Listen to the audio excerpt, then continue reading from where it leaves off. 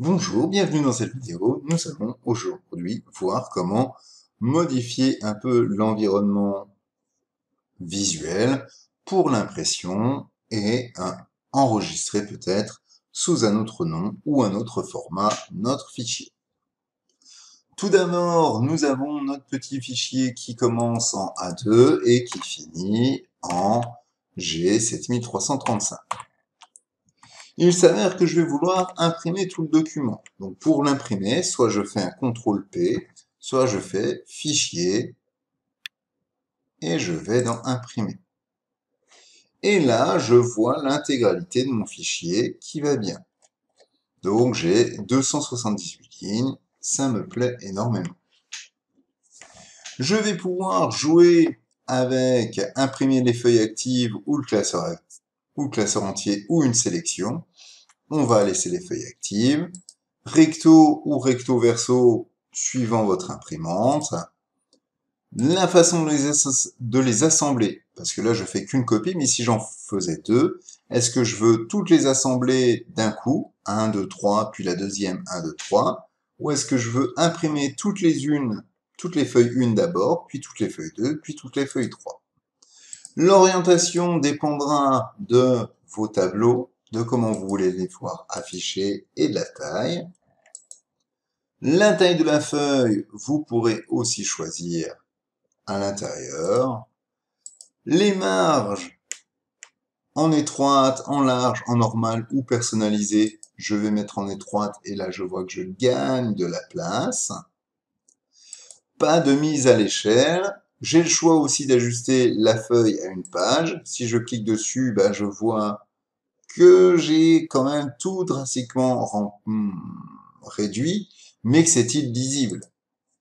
Toutes les colonnes à une page, ça me permet de, là comme mon tableau, et surtout en hauteur, de mettre toutes les colonnes les unes à côté des autres.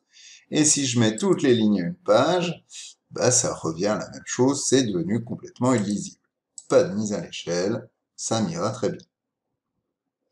Je me dis que c'est pas mal, sauf que je vais vouloir avoir des lignes un peu plus grandes.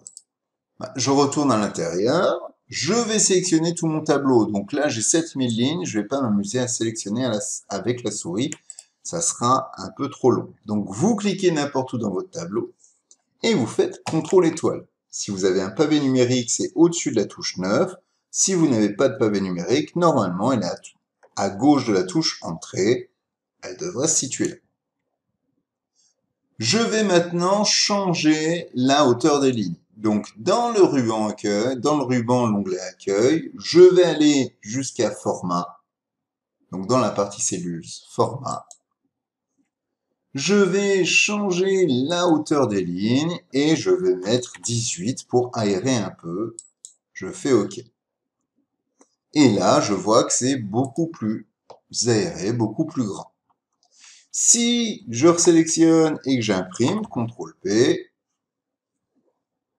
je vois que mon tableau est un peu plus grand, un peu plus aéré, mais je perds de la place aussi en bas, 175, tout simplement puisque j'avais avant 148 feuilles pour l'impression.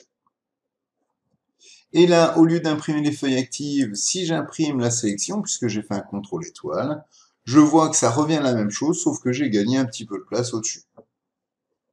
C'est pareil. Je reviens. Je me dis, ouais, c'est pas mal, donc un CTRL étoile, si vous avez désélectionné comme moi. Je vais agrandir un tout petit peu les colonnes, donc je vais aller dans Format, largeur de la colonne, et tiens, je vais être curieux, je vais mettre 25 pour voir ce que ça fait. Ouh, 25 c'est là, c'est un peu grand, je trouve. Je vais réduire largeur, je vais mettre plutôt du 18. Ça me paraît pas mal. J'imprime, CTRL-P. Je vois qu'il y a 350 tout simplement parce que j'ai deux feuilles à chaque fois, puisque j'ai des colonnes qui sont un peu plus grandes. Mais si en bas je dis non mais ajuster toutes les colonnes à une page, me revoilà correctement avec 119 pages au lieu des 350. Imaginons que j'ai oublié une colonne de total au milieu et que je veux l'insérer. Si je veux l'insérer, je vais cliquer sur la lettre où je veux l'insérer, puisque je veux l'insérer à droite de la colonne D.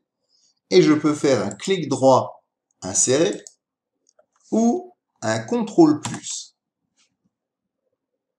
Bon, là, j'en ai inséré une de trop, hein, puisqu'on a fait d'abord un clic droit, insérer, puis on a fait un CTRL+. Pour supprimer, je peux faire soit CTRL-, c'est valide, soit je clique sur la lettre et je fais supprimer. Ça me supprime ma colonne. Je vais faire mon total, qui sera égal à mes quantités multipliées par le prix. Je valide, je double-clique pour tirer. Je ne tire pas avec la souris jusqu'en bas, je double-clique. Je vais enregistrer ça, mais je ne veux pas détruire l'original, donc je vais faire un enregistrer sous. Donc je vais aller dans Fichier et j'ai enregistré sous. Sinon, le raccourci clavier, c'est F12. Il me demande où je veux l'enregistrer, je vais l'enregistrer avec son copain. Je peux l'appeler base vente. Base vente quoi? Base vente avec nos initiales. Je mets un tiret du 8 JB. Le format ici, c'est XLS. Attention, vous pouvez aussi changer le format. Les formats récents, c'est du XLSX. Ça vous offrira plus de possibilités. Nous verrons ça dans une prochaine vidéo. J'enregistre, et là, je vois que le nom s'appelle base vente underscore mes initiales, donc JB. J'ai donc un nouveau fichier avec les mêmes données à l'intérieur.